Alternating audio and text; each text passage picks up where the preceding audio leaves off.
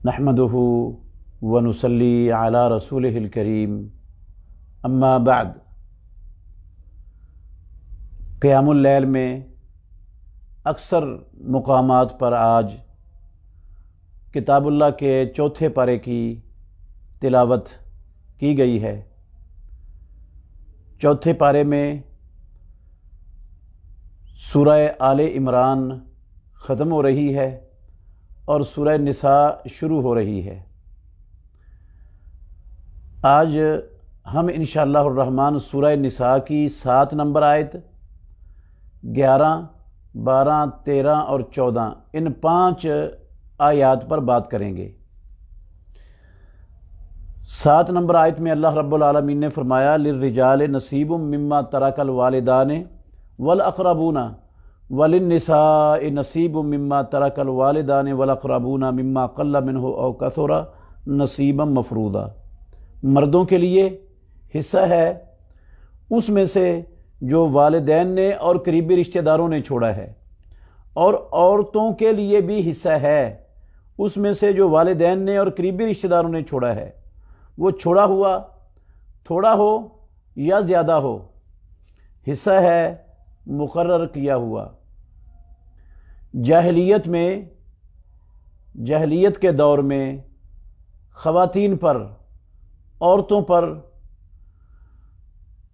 ظلم ہوتا تھا، بہت زیادہ زیادتیاں کی جاتی تھیں، خواتین کے حقوق کو پامال کیا جاتا تھا، بہت سے حقوق ان کی پرواہ ہی نہیں کی جاتی تھی جاہلیت میں۔ تو ان میں سے ایک حق جس کو پامال کیا جاتا تھا وہ تھا وراثت کا حق، خاتون کی وراثت کا حق۔ خاندان کے کسی فرد کے فوت ہونے کے بعد اس کے جو ورثاء ہوتے تھے ان میں جو بڑے ہوتے تھے، طاقتور ہوتے تھے، وہ ساری کی ساری وراثت پر، جائیداد پر قابض ہو جاتے تھے۔ خواتین کو کچھ نہیں دیا جاتا تھا، بچوں کو بھی کچھ نہیں دیا جاتا تھا، انہیں وراثت سے بچوں کو بھی اور عورتوں کو بھی محروم کر دیا جاتا تھا۔ یہ حق تلفی ہوتی تھی ان کی، اور حقوق کے ساتھ ساتھ ایک یہ بھی حق تلف کیا جاتا تھا اور پامال ہوتا تھا یہ حق خواتین کا۔ تو اللہ رب العالمین نے اس آیت کریمہ میں للرجال نصیب مما ترک الوالدان والاقربون وللنساء نصیب کہہ کر اس ظلم کو، اس زیادتی کو ہمیشہ کے لیے ختم کر دیا اور عورتوں کے حق کو محفوظ کر دیا۔ مگر دکھ کی بات یہ ہے کہ آج اس دور میں ہمارے معاشرے کے اندر مسلمانوں کے ہاں جو صورتحال ہے وہ بھی جاہلیت کے زمانے سے کوئی مختلف نہیں ہے۔ جاہلیت کے زمانے میں جو کیفیت تھی آج بھی وہی کیفیت ہے۔ جو کسی فوت ہونے والے کی رشتہ دار ہوتے ہیں ان میں سے جو بڑے ہوتے ہیں وہ آج بھی ساری جائیداد ہتھیا لیتے ہیں، اس پر قابض بن کر بیٹھ جاتے ہیں۔ جو کمزور ہیں ان کو حصہ اور ان کا حق آج بھی نہیں دیا جاتا، حتیٰ کہ خواتین کو، عورتوں کو، بچیوں کو ان کا حق تو بالکل بھی نہیں دینے کا سوچ بھی مسلمان معاشرے کے اندر موجود نہیں ہے۔ بچیوں کو ڈرایا جاتا ہے، دھمکایا جاتا ہے، ان پر دباؤ ڈالا جاتا ہے، پریشر ڈالا جاتا ہے کہ وہ اپنا حق نہ لیں۔ اگر وہ اپنا حق اس کا تقاضا کرتی ہیں تو لڑائیاں شروع ہو جاتی ہیں، اور ان کو کہا جاتا ہے ہمیشہ کے لیے اگر ماں باپ کے دروازے کو بند کروانا ہے تو اپنا حق مانگو، اگر ہمیشہ کے لیے اپنے ماں باپ کے دروازے کو، گھر کو بند نہیں کروانا تو پھر بھائیوں سے کسی چیز کا مطالبہ نہ کرو۔ یہ مختلف قسم کے انداز سے، طریقوں سے پریشر ڈال کر عورتوں کو جو ہے نا وہ چپ کروا دیا جاتا ہے۔ وہ بیچاری روتی رہتی ہیں اور مجبور ہو کر میں نے کیا کرنا ہے، مال تو ہی لے جا سارا کچھ، اور وہ اپنے ہڑپ کر جاتے ہیں، لوگ قابض ہو کر بیٹھ جاتے ہیں۔ اللہ رب العالمین نے فرمایا کہ عورتوں کا بھی وراثت کے اندر حق ہے اور مردوں کا بھی حق ہے۔ یہ اللہ رب العالمین نے عورتوں کے حقوق بھی مقرر کر دیے اور مردوں کے حقوق بھی مقرر کر دیے۔ اب جو اللہ نے مقرر کر دیا ہے کسی کا، وہ تو اس کو ضرور بھی ضرور ملنا ہے، وہ اس کا حق ہے۔ اگر نہیں دیں گے تو ہم اللہ رب العالمین کے حکم کی اللہ کے قانون کو توڑیں گے اور اللہ رب العالمین کی حدوں کو پھلانگیں گے اور اللہ رب العالمین کے قانون کی خلاف ورزی کے مجرم بن جائیں گے۔ سعد ابن الربیع رضی اللہ تعالی عنہ یہ جلیل القدر صحابی ہیں۔ جب وہ شہید ہو گئے نا احد کے جنگ میں، رسول اللہ صلی اللہ علیہ وسلم کے ساتھ شریک تھے، تو ان کی شہادت کے بعد ان کے بھائی نے سعد بن ربیع رضی اللہ عنہ کی ساری جائیداد پر قبضہ کر لیا، وہ ان پر قابض ہو کر بیٹھ گیا۔ سعد بن ربیع رضی اللہ عنہ کی بیوی وہ سعد کی 2 بیٹیوں کو لے کر رسول مکرم صلی اللہ علیہ وسلم کی خدمت میں حاضر ہوئی اور اس نے کہا اللہ کے نبی، ان کا باپ آپ کے ساتھ جنگ احد میں شریک تھا، اللہ رب العالمین نے اس کو شہادت کی موت عطا فرما دی، اور ان کے چچا نے اپنے بھائی کی ساری جائیداد پر قبضہ جما لیا ہے، وہ قابض ہو کر بیٹھ گیا ہے اور کچھ بھی نہیں چھوڑا اس نے بچیوں کے لیے، اور یہ بچیاں ہیں، ان کے پاس کوئی مال ہوگا تو ان کی شادیاں ہوں گی، مال نہیں ہوگا تو ان کو کوئی شادیوں کے لیے ان کو کوئی قبول نہیں کرے گا۔ تو رسول اللہ صلی اللہ علیہ وسلم نے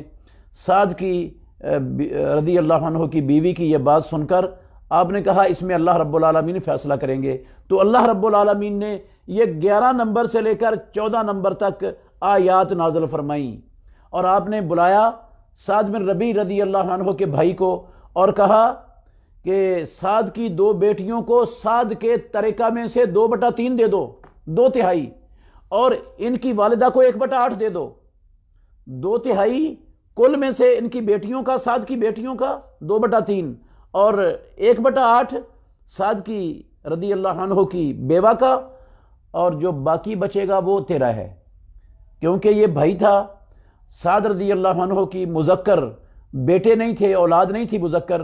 تو جب مذکر اولاد نہ ہو، مرنے والے کی صرف مؤنث اولاد ہو، بیٹیاں ہوں، تو جو بچتا ہے بیٹیوں کا اصحاب الفروض کا حصہ نکالنے کے بعد وہ بھائیوں کی طرف چلا جاتا ہے۔ تو رسول اللہ صلی اللہ علیہ وسلم نے فرمایا جو باقی بچے گا وہ تیرا ہے، ان کو اتنا اتنا دے دو۔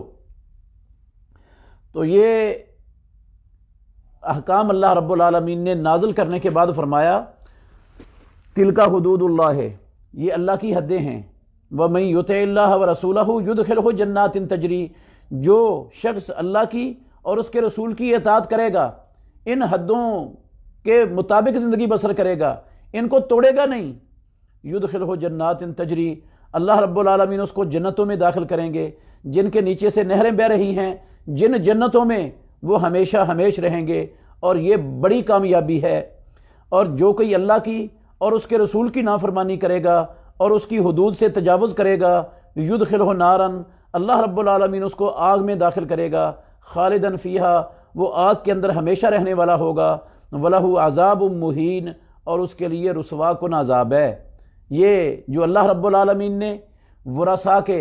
حصے مقرر کیے ہیں میت کی ترکہ اور جائیداد میں سے، اس کو اللہ رب العالمین نے اپنی حدود قرار دی ہے، اور اس سے تجاوز کرنے والوں کے لیے اللہ رب العالمین نے جہنم کی وعید سنائی ہے، اور جہنم کے اندر ہمیشہ رہنے کی وعید وہ سنائی ہے، اور رسوا کن عذاب کی وعید سنائی ہے۔ تو اب چند روپوں کی خاطر، دنیا کے اس حقیر مال و متاع کی خاطر اپنی عاقبت کو، اپنی آخرت کو برباد نہیں کرنا چاہیے۔ یہ بہت بڑا گھاٹے کا اور خسارے کا سودا ہے اگر کوئی ایسا کر رہا ہے کہ دنیا کے چند ٹکوں کی خاطر، چند روپوں کی خاطر، گھٹیا مفاد کی خاطر اپنی ہمیشہ والی اخروی زندگی کو تباہ و برباد کر بیٹھے، یہ بہت بڑا گھاٹے کا سودا ہے۔ تو ایسا نہیں کرنا چاہیے، خوش دلی سے فوت ہونے والے کے ترکے میں سے، اس کی وراثت اور جائیداد میں سے جن جن کے حصے اللہ رب العالمین نے مقرر کیے ہیں، سب کو ان کے حصے جتنے جتنے رب نے طے کیے ہیں اتنے اتنے دے دیے جائیں، تاکہ جو ہے نا وہ اللہ رب العالمین کے قانون کی پاسداری ہو، اور بندہ عاقبت میں جو ہے نا وہ اس کو ندامت اور شرمندگی اٹھانی نہ پڑے، اور عاقبت میں اپنے نیکیاں دے کر دوسروں کے گناہ لے کر جہنم میں جانا نہ پڑ جائے، اور جہنم کا رسوا کن عذاب وہ اس کا مستحق بندہ نہ بن جائے۔ تو اس آیت میں اللہ رب العالمین نے اس ظلم کا خاتمہ کر دیا جو جاہلیت میں چلتا تھا، اور اپنی عاقبت کو بچانے اور سنوارنے کی بھی رہنمائی کر دی رب العالمین نے کہ ان حقوق کا ان حدود کا پاس کریں اور رشتہ داروں کو جن جن کے جو حق ہیں وہ دیں اور اپنی عاقبت جنت کی صورت میں حاصل کر لیں، ورنہ جہنم وہ یقینی بات ہے۔ ایک غلطی جو بہت بڑی ہمارے معاشرے میں ہوتی ہے، جو یہ تو ہے نا عام لوگ کرتے، کچھ لوگ ہیں پڑھے لکھے بڑے سمجھدار، وہ کہتے ہیں کہ ہم نے بچی کو شادی کے موقع پر جہیز دے دیا تھا، اب ہم وراثت کس بات کی اس کو دیں؟ اللہ کے یہ بندے اس بات پر غور نہیں کرتے کہ جہیز دے دیا تھا انہوں نے، جہیز دینے کا حکم تو اللہ نے نہیں دیا، اللہ کے رسول نے نہیں دیا، پیارے پیغمبر نے، خلفائے راشدین نے جہیز اپنی بچیوں کو، اپنی خواتین کو نہیں دیا۔ جہیز تو ایک ہندوؤں کی رسم ہے، یہ ایک غلط کام کیا ہے، ہندوؤں کی رسم کو آپ نے زندہ کیا ہے، اس پر عمل پیرا ہوئے ہیں،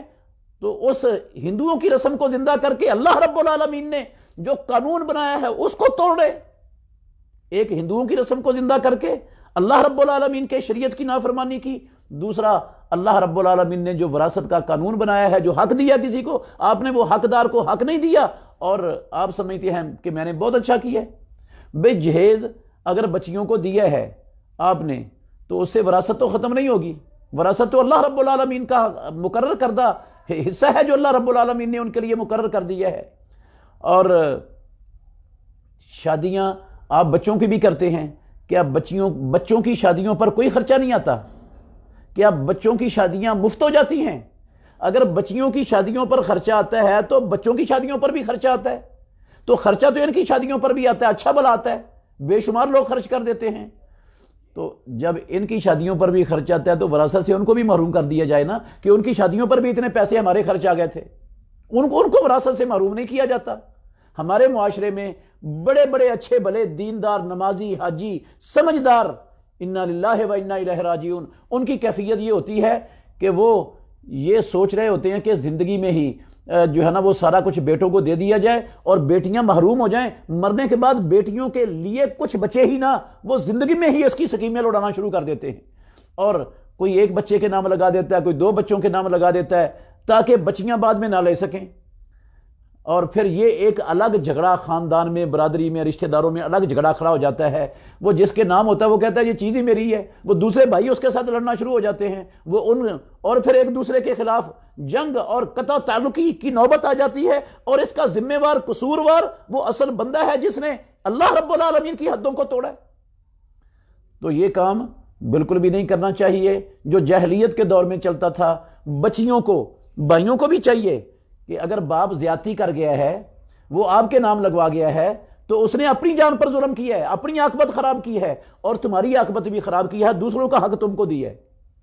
تو کوئی کسی کا حق کسی کو دے دے، محمد الرسول صلی اللہ علیہ وسلم نے فرمایا اگر میں کسی کا حق دوسرے کے لیے فیصلہ کر دوں تو میں اس کو آگ کا ٹکڑا کاٹ کے دے رہا ہوں، وہ مت لے اس کو۔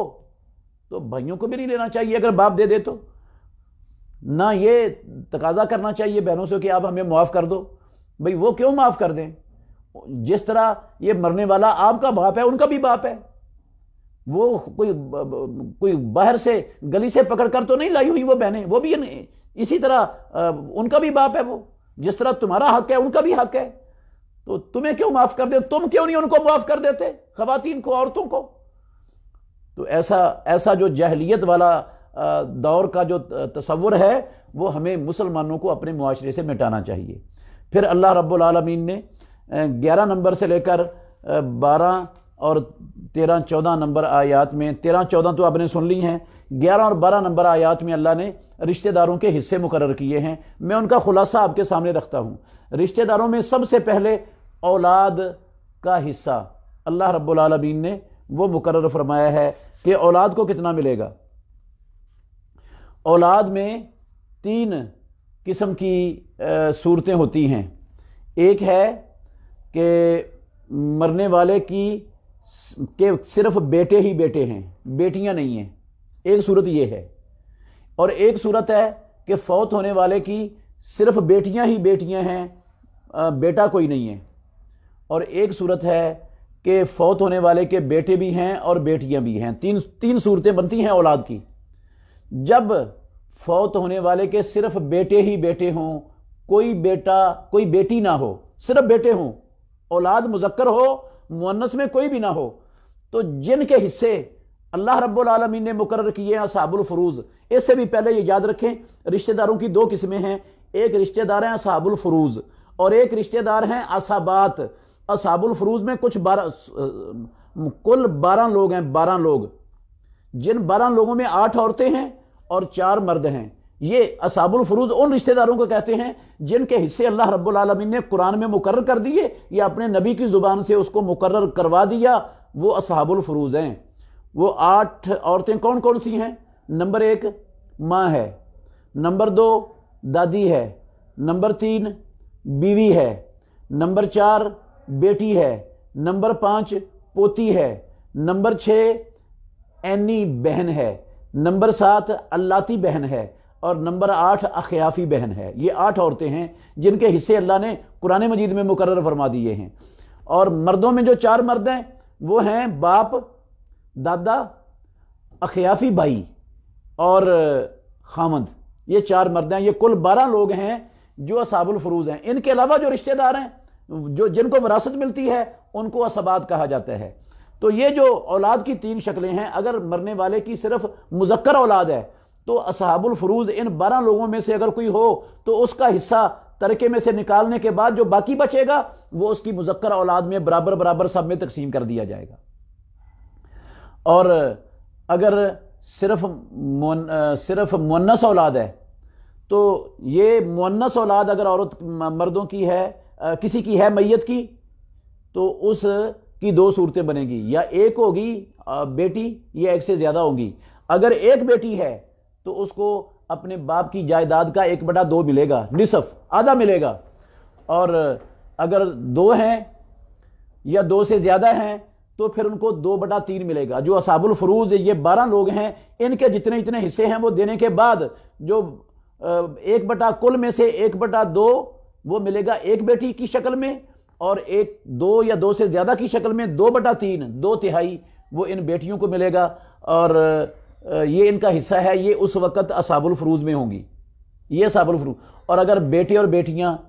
دونوں ہیں تو پھر یہ اصحاب الفروض میں نہیں ہوں گی، پھر یہ عصبات کے اندر ہوں گی۔ تو اصحاب الفروض کا حصہ نکالنے کے بعد جو باقی بچے گا وہ للذکر مثل حظ الانثیین کے تحت ہر بچے کو 2 بچیوں کے بقدر حصہ دیا جائے گا۔ اس طرح اللہ رب العالمین نے اولاد کا حصہ یہ 11 نمبر آیت کے اندر بیان فرما دیا۔ فرمایا یوصیکم اللہ فی اولادکم للذکر مثل حظ الانثیین۔ اس کے بعد اسی آیت میں ماں باپ کا حصہ بیان کیا ہے۔ مرنے والی میت چاہے مذکر ہے چاہے مؤنث ہے، چاہے بیٹا ہے چاہے بیٹی ہے، اور اس نے ماں باپ چھوڑے ہیں، تو اگر اس مرنے والے کی اولاد ہے مذکر یا مؤنث کی، تو ایسی صورت میں اولاد ہونے کی صورت میں فوت ہونے والے کے ماں اور باپ دونوں میں سے ہر ایک کو 1/6 ملے گا۔ ماں کو بھی 1/6 اور باپ کو بھی 1/6 ملے گا۔ اور اگر فوت ہونے والا اس کی اولاد نہیں ہے،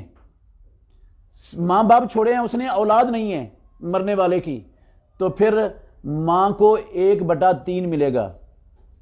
اور جو باقی ہے وہ سارا باپ کو مل جائے گا اگر صرف ماں باپ اس کے وارث ہیں تو۔ اور اگر مرنے والے کے اولاد نہیں ہیں مگر بہن بھائی ہیں جو 2 ہیں یا 2 سے زیادہ ہیں، تو ایسی صورت میں 2 یا 2 سے زیادہ بہن بھائی ہوں تو پھر بھی ماں کو 1/6 ملے گا۔ باقی جو حصہ ہے وہ دوسرے اصحاب الفروض کو مل جائے گا اور ماں کو 1/6 ملے گا۔ اس صورت میں یہ حصہ اللہ رب العالمین نے ماں باپ کا مقرر کیا ہے۔ اس کے بعد 12 نمبر آیت میں اللہ رب العالمین نے زوجین کا، خامند اور بیوی کا حصہ مقرر کیا ہے۔ خامند اگر فوت ہو جاتا ہے تو خامند کی اگر اولاد ہے، چاہے اس موجودہ بیوی سے ہے یا کسی اور بیوی سے ہے، اگر خامند کی اولاد ہے تو بیوی کو خامند کے ترکہ میں سے 1/8 ملے گا، 8واں حصہ ملے گا۔ اور اگر خامند کی اولاد نہیں ہے تو بیوی کو 1/4 ملے گا۔ یہ حصہ اللہ نے بیوی کا مقرر کیا ہے۔ اور خامند کا حصہ اگر بیوی فوت ہو گئی ہے، بیوی کی اگر اولاد ہے، چاہے اس خامند سے ہے چاہے پہلے خامد سے ہے جو پہلے فوت ہو چکا ہو یا جس نے طلاق دے دی ہو، اگر بیوی کی اولاد ہے، بیوی فوت ہوئی ہے، تو خامد کو بیوی کے ترکہ میں سے 1/4 ملے گا، اور اگر بیوی کی اولاد نہیں ہے تو بیوی کے ترکہ میں سے 1/2 ملے گا، 1/2 ملے گا خامد کو،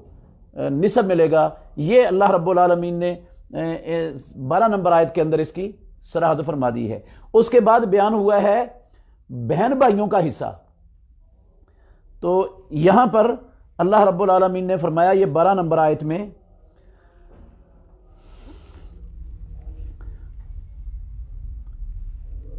فَإِن لَّمْ يَكُن لَّهُ وَلَدٌ وَوَرِثَهُ أَبَوَاهُ فَلِأُمِّهِ الثُّلُثُ۔ اچھا، وَإِن كَانَ رَجُلٌ يُورَثُ كَلَالَةً أَوِ امْرَأَةٌ وَلَهُ أَخٌ أَوْ أُخْتٌ فَلِكُلِّ وَاحِدٍ مِّنْهُمَا السُّدُسُ۔ اگر جو بندہ فوت ہوا ہے وہ کلالہ ہے، کلالہ اس کو کہتے ہیں جس کی نہ اولاد ہو نہ جس کا باپ ہو، تو اس کے بہن بھائی ہیں، تو اگر ایک بہن ہے یا ایک بھائی ہے تو ان کو ملے گا 1/6، اور اگر ایک سے زیادہ ہیں تو 1/3 میں سب کے سب شریک ہوں گے، مذکر اور مؤنث کو سب کو برابر برابر 1/3 تقسیم کر دیا جائے گا۔ یہ حصہ ہے اخیافی بہن بھائیوں کا۔ اللہ رب العالمین نے جو یہاں پر ذکر کیا ہے اخیافی بھائیوں کی 3 قسمیں ہیں بہن بھائیوں کی شریعت کے اندر، ایک عینی ہوتے ہیں، ایک اللاتی ہوتے ہیں، اور ایک اخیافی ہوتے ہیں۔ عینی بہن بھائی وہ ہوتے ہیں جو ماں باپ دونوں کی طرف سے سگے ہوں، ان کو کہتے ہیں عینی اور حقیقی، اور جن کا باپ ایک ہو اور ماں الگ الگ ہو وہ بھائی آپس میں اللاتی بھائی کہلاتے ہیں، اور جن کی ماں ایک ہو اور باپ الگ الگ ہو ان آپس میں جو ماں کی طرف سے سگے ہوتے ہیں ان کو اخیافی بہن بھائی کہتے ہیں۔ تو یہ حصہ اللہ نے اخیافی بہن بھائیوں کا مقرر کیا ہے۔ اگر اخیافی بہن بھائی میں سے کوئی ایک ہے تو اس کو 1/6 ملے گا، اگر ایک سے زیادہ ہیں جتنے بھی ہیں تو وہ 1/3 میں سب کے سب برابر کے شریک ہوں گے۔ یہ اخیافی بہن بھائیوں میں للذکر مثل حظ الانثیین والا قانون نہیں چلتا، اور نہ ہی اس میں مذکر اور مؤنث سب کو برابر برابر ملتا ہے۔ اور جو عینی اور اللاتی بہن بھائی ہیں، عینی جو ماں باپ دونوں کی طرف سے سگے ہیں، اور اللاتی جو باپ کی طرف سے سگے ہیں جن کی مائیں الگ الگ ہیں، ان کا حصہ اللہ رب العالمین نے سورہ نساء کی آخری آیت میں 176 نمبر آیت کے اندر بیان فرمایا ہے۔ وہ ان کا حصہ یہ ہے کہ ان کو للذکر مثل حظ الانثیین، جس طرح میت کی اولاد کو جب مذکر مؤنث ہوں تو ہر مذکر کو مؤنث 2 مؤنثوں کے حصے کی برابر ملتا ہے، ایسے ہی اللاتی بہن بھائی اور اخیافی بہن بھائی اگر وارث ہیں تو ان کو للذکر مثل حظ الانثیین کے تحت ہر بیٹے کو ہر بھائی کو 2 بہنوں کے برابر حصہ ملے گا۔ لیکن یہاں پر یہ بات یاد رکھنے والی ہے کہ اگر حقیقی بہن بھائی موجود ہیں تو ان کے ہوتے ہوئے اللاتی بہن بھائیوں کو نہیں ملتا، اللاتی بہن بھائیوں کو نہیں ملتا، حقیقیوں کے ہوتے ہوئے وہ حقیقیوں کو ملے گا، اگر حقیقی نہیں ہے تو پھر اللاتیوں کو ملے گا۔ تو یہ حصہ اللہ رب العالمین نے بھائیوں کا بیان فرمایا ہے۔ اور آخری حصہ بیان ہوا ہے دادا اور دادی کا۔ یہ حصہ قرآن کی ان آیتوں میں بیان نہیں ہوا، یہ حصہ امام الانبیاء محمد الرسول اللہ صلی اللہ علیہ وسلم نے اپنی زبان سے، وحی والی زبان سے حدیث کے اندر بیان فرمایا ہے۔ وہ دادے کو اور دادی کو، باپ اگر میت کا باپ نہیں ہے، دادا موجود ہے تو باپ والا جو حصہ ہے نا 1/6 وہ دادے کی طرف منتقل ہو جائے گا، اور ماں کا جو حصہ ہے 1/6 ماں کے نہ ہونے کی صورت میں وہ دادی کی طرف منتقل ہو جائے گا۔ تو یہ حصہ 1/6 دادا کو ملے گا اور 1/6 دادی کو ملے گا۔ یہ حصہ امام الانبیاء محمد الرسول اللہ صلی اللہ علیہ وسلم نے مقرر فرمایا ہے۔ اگر ہم قرآن مجید کی ان آیات کے مطابق وراثت کو، فوت ہونے والے کی وراثت کو فوری طور پر تقسیم کر دیں تو جو وراثت کے جھگڑے اور فسادات کھڑے ہوتے ہیں، لڑائیاں کھڑی ہوتی ہیں، تعلقات ٹوٹ جاتے ہیں، رشتہ داریاں ختم ہو جاتی ہیں، ان ساری پریشانیوں اور مصیبتوں سے ہم اپنے خاندانوں کو بھی بچا سکتے ہیں، اپنی عاقبت کو بھی بچا سکتے ہیں، اور پچھتانے سے بھی قیامت والے دن بچ جائیں گے اگر ہم اللہ رب العالمین کے ان احکام اور فرامین کو مد نظر رکھیں، اور فوت ہونے والے کی وفات کے فوراً بعد جو حصے جس کے اللہ نے مقرر کیے ہیں وہ ان کو دے دیے جائیں، تو کوئی جھگڑا پیدا نہیں ہوگا، لڑائی کھڑی نہیں ہوگی، اختلاف پیدا نہیں ہوگا خاندانوں میں، اور سارے مسئلے کتاب و سنت کی روشنی میں ہر حقدار کو پورا حق ملے گا، کسی کی حق تلفی ذرا برابر بھی اسلام کے اندر نہیں ہوگی۔ تو اس لیے ہمیں، آخری بات ہے میری، ہمیں اپنی بچیوں کو حصہ دینے میں کنجوسی بخل نہیں کرنا چاہیے۔ بالکل کوئی وہ جاہلیت والی سوچ نہیں ہونی چاہیے کہ ہمارے خاندان سے نکل کر بچیاں دوسرے خاندان میں لے کر کیوں جائیں، یہ جاہلیت کی سوچ ہے۔ مسلمانوں کو یہ سوچ زیب نہیں دیتی۔ دل کی خوشی سے بھائیوں کو بھی چاہیے کہ وہ اپنی بہنوں کا دل کی خوشی سے حصہ دیں، یہ نہیں کہ وہ خود ہی کہہ دیں کہ ہمیں معاف کر دو۔ بھائی کیوں نہیں معاف کر سکتے اور بچیوں کو، بہنوں کو، اپنیوں کو؟ تو وہ بھی ماں باپ کو بھی نہیں چاہیے کہ وہ زیادتی کریں، زندگی میں ہی اپنے بیٹوں کے نام لگوا دیں تاکہ کوئی بیٹی نہ لے جائے، اور بھائیوں کو بھی نہیں چاہیے کہ وہ باپ کے مرنے کے بعد وہ سارے کے سارے پر خود قابض ہو جائیں اور بہنوں کو محروم کر دیں اس نام سے کہ ہم نے ان کو جہیز دے دیا تھا، یہ کر دیا تھا، وہ کر دیا تھا۔ یہ چیزیں اسلام کے اندر ان کی گنجائش نہیں ہے۔ اللہ ہم سب کو سمجھنے اور عمل کرنے کی توفیق عطا فرمائے۔